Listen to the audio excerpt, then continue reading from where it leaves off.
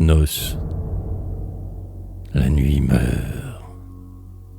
C'est bientôt l'heure frissonnante du matin, où dans les bois le vent pleure, doux et parfumé de thym.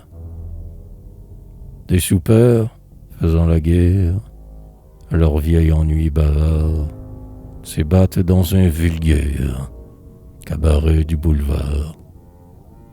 Et ces pâles noctambules montrent des visages blancs, comme ceux des funambules, avec leurs toupets tremblants. Ils traitent des cocodettes pour qui ces plaisirs sont nuls, et qui songent à leurs dettes avec de profonds calculs. Elles font de tristes mous sous d'orientes couleurs, car les pastels de leurs joues sont comme un bouquet de fleurs. C'est la fête qu'elles donnent à leurs amants éblouis, et tout bas elles fredonnent l'hypothèse des louis. Leur phare éclatant rougeoie, et cependant les soupeurs sans désir comme sans joie, plus graves que des sapeurs. Dans le bleu salon morose où leur ennui se tient quoi, boivent du champagne rose en baisant n'importe quoi.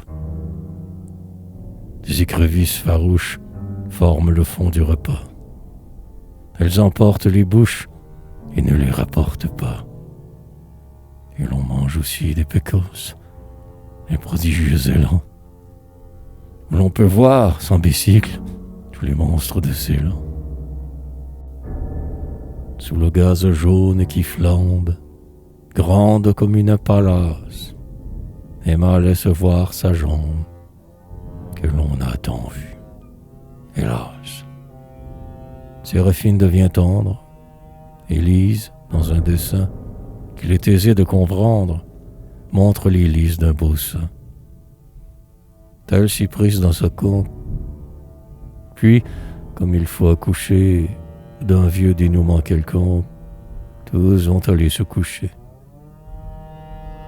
Non sans un peu d'amertume, chacun ayant fait ses frais, ils sortent sur le bitume, caressés par le vent frais.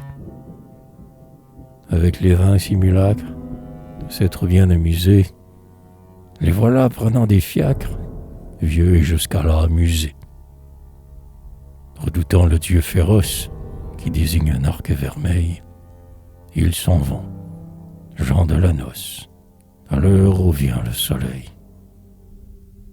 Ils vont dormir sous l'étoile, un sommeil essentiel, car les dernières étoiles pâlissent au fond du ciel.